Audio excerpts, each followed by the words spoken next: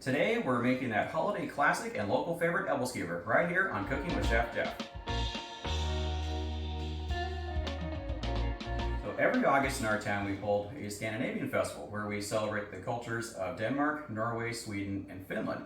And one of the most famous foods served at the festival are these little pancake things called Æbleskiver.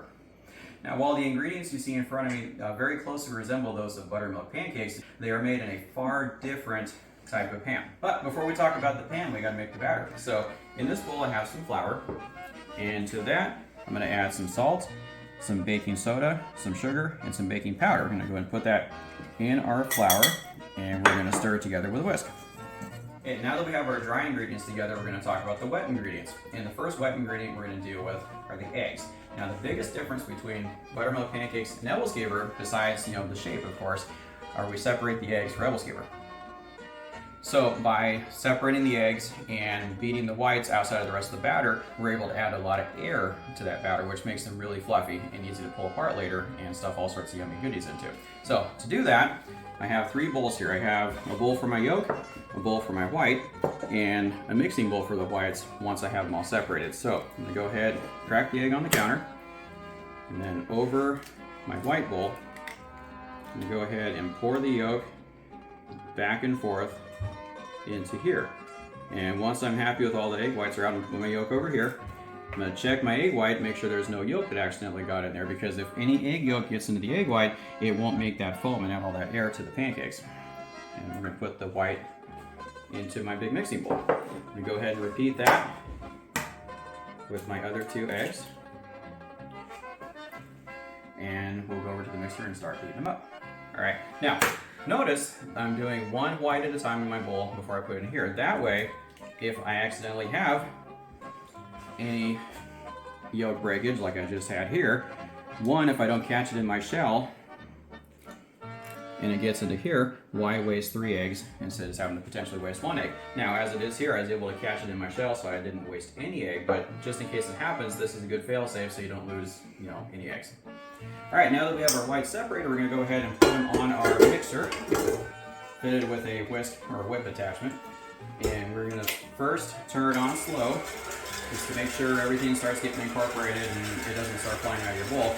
And as the yolks, or the whites rather, start frothing up and coming together, I'm gonna slowly increase the speed. And I'm gonna let this go for 4 to 5 minutes or so, or until we're to stiff peaks. So we'll be right back. All right, some time has passed, and we pick our head up out of the egg whites, and we see we have a nice stiff peak. We don't want to go too much farther than this because we'll start beating the air back out of the egg white. So we have our dry team put together, we have our egg whites beaten. Before we finish putting the batter together, let's talk about the pans. This is an Æbleskiver pan. It's made out of seasoned cast iron. You can get aluminum ones, but get an iron one if you can, because they're far better at holding the heat and keeping consistent heat.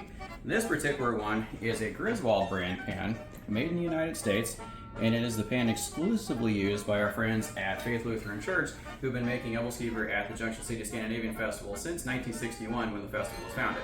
So before we finish putting our batter together, we're going to go ahead and start preheating this, because that's one thing about iron. It holds heat great, it holds heat consistently, but it takes a long time to get there. So I'm going to go ahead and set it down on my burner, and I'm going to turn my heat to about just under medium. While the pan preheats, let's go ahead and finish putting our batter together. So I have my flour mixture here. To that, I'm going to add my 3 egg yolks that we saved earlier when we separated the whites, and I'm going to add some buttermilk to this mix. Now everything is in the pan here. I'm going to go ahead and take a whisk and mix it all together. All right, now that my egg yolks and my buttermilk are mixed together, we're going to go ahead and add the egg whites. So I have my whipped egg whites in my bowl. I'm going to go ahead and slide them off onto the rest of my batter. And what I have here is a rubber spatula. So the other secret to having nice, light, and fluffy is to get under and fold it together rather than mix it. So I'm going to come under, fold my batter over, do a slight turn, fold my batter over again. I'm going to continue doing this until the egg whites are incorporated. All right, our pan has been preheating for a little bit, so let's do the water test to make sure it's ready to go. So I'm going to dip my fingers in water. Yeah, and we hear it sizzling, so we're good. Now, there's a few different ways you can, lubricate your pan prior to cooking. The most popular way is to use vegetable oil, and that's how they do it at the booth at the Scandinavian Festival. Personally, I like to use butter. So I have some melted butter that I've clarified in a squeeze bottle. I'm going to go ahead and squirt a little bit into each cutout. And as you see, I didn't quite clarify it all the way, but that's okay. And once this calms down a little bit, I'm going to put some batter into each cutout. I'm going to just about fill each cutout. I'm going to go around the outer rim of the pan and do the middle one last because that's my coolest one. Typically you want to start where your hot zones are and then move to the cool ones. That's how I like to do it. So now that we have everything in our cutouts, I'm going to go ahead and let these cook for a moment or two, and we'll come back and we'll turn it. Alright, now we've got our Æbleskiver cooking here, and we start to see little bubbles and stuff coming up around the outer rim, and now it's time to turn them. So you can turn them with any manner of tool. I happen to have a skewer here. You can use knitting needles, or you can even use just a piece of wire that's ground off to make a tip. And what you're going to do is you're going to come in through it, touch the bottom, and give it a half turn. I'm going to do that in roughly the same order that you put them in the pan. What this is going to do is allow batter to flow. This one wants to fight me here.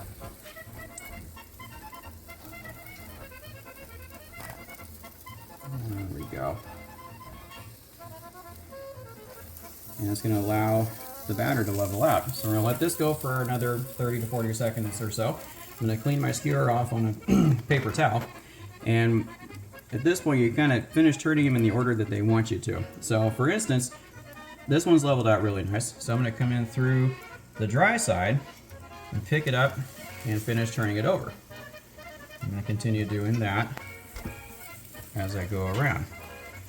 Now the batter I use is fairly thick, so I can make the turn, I can make a complete sphere in 2 turns. If you're doing a thinner batter, what you would do is you kind of make a half sideways turn, let it level out for a few seconds or so, and then finish turning it over. This one just wants to be a little stinker.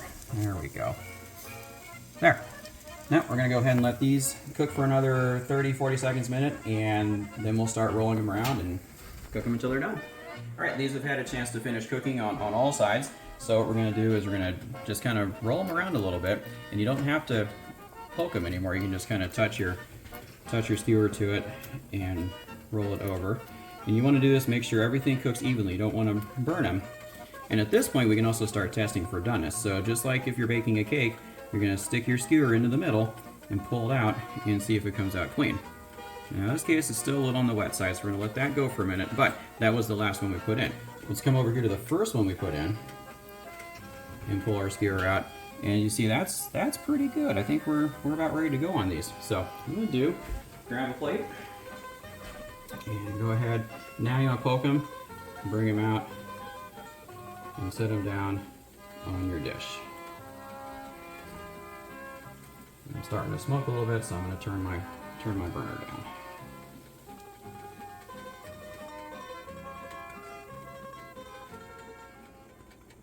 Okay, we have our plate of completed Æbleskiver here. We can really fill this with anything, you know, jams, jellies, meats, you know, fruit, whatever. But it's our local tradition here to fill them with strawberry jam, so that's what we're going to do. So you're going to take one right along the seam here, you know, put your thumbs in there, it's like you're pulling an egg apart really, and open it up like so. And to that, we're going to add a little dollop of our jam, maybe a little bit more of a dollop, and we'll close it up. Then we'll take some powdered sugar and dust it with powdered sugar. I'm going to go ahead and do the rest of these, and I'm going to serve them up.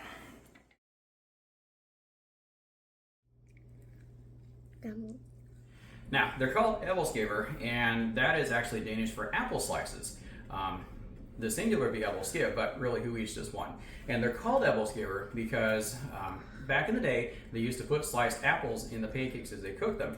That's not something we do anymore, but we're experimenting, and what we have here is some jam that we picked up at the festival. Something we started last year is a community farmers booth in our farm area. So we have a whole part of the Scandinavian Festival now is dedicated to local farms, and some of those smaller farms came together and formed their own booth. And this is something we bought there and we thought, hey, let's see if we actually put some apple into our apple slices. So what we found out, we're gonna give this a go here. After some experimentation, we put in a little bit of batter. Let that start doing its thing.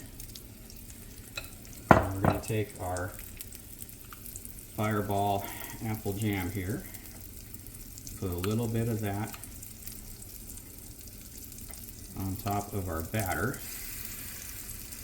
And then we come back real quick with our Æbleskiver batter and top that to finish filling out our cup. And what we found out is as it cooks, the jam part's going to kind of disappear into the dough, but the apple's going to stay. So we're going to go ahead and cook these off, and we'll check the results of our experiment in a few minutes. These are gone for a couple minutes. They're starting to make bubbles. Let's give them our first turn. See how we're doing. You see a little bit of jam trying to escape, but oh, there's a piece of apple. So far, so good. We'll let them go here for another minute. We'll give them the second turn. All right, so we have our apple-filled Æbleskiver out of the pan. I'm going to go ahead and pull one open, and voila, there you go. All right, once we're done cooking, we let the pan cool a little bit. We need to clean it. Now, this is seasoned cast iron, so getting soap anywhere near the same zip code of this is a big no-no, unless the pan is just so trashy you have no choice. In this case, because my pan is nice and seasoned, I'm just going to take a paper towel and I'm just going to wipe around the edge and then wipe every cutout. Just get the excess oil out of there, and it just comes off onto your paper towel. If you have batter that sticks or makes a mess, all the most you should really have to do is take it over the sink, splash some water on it to soften the batter up, wipe it off with the paper towel, and then just hit it, wipe it down with a little bit of vegetable oil or pan spray, and then buff the pan spray in just to rebuild up that seasoning and have that layer of non-stick. But if you take care of your pan, you don't wreck it and cook it and burn it, the seasoning will last for years to come, and you should never have to wash this with soap. As I said in my introduction, Æbleskiver is traditionally served at Christmas time or just family celebrations in general. We often have them in our home during birthdays. Speaking of celebrations, if you're anywhere near Western Oregon in early August, do come check out the Scandinavian Festival in Junction City. It's family fun at its finest. Thank you so much for watching. There is a recipe in the description of the video. If you have an Æbleskiver pan or know someone who does and doesn't know what to do with it, I have a recipe you can try out. Please like the video, subscribe to my channel, check the little bell next to the subscription so you get notified when I post new videos. And if you try these at home or if you find a pan, post in the comments. Let me know how it goes. Thank you so much for watching. We'll see you next time.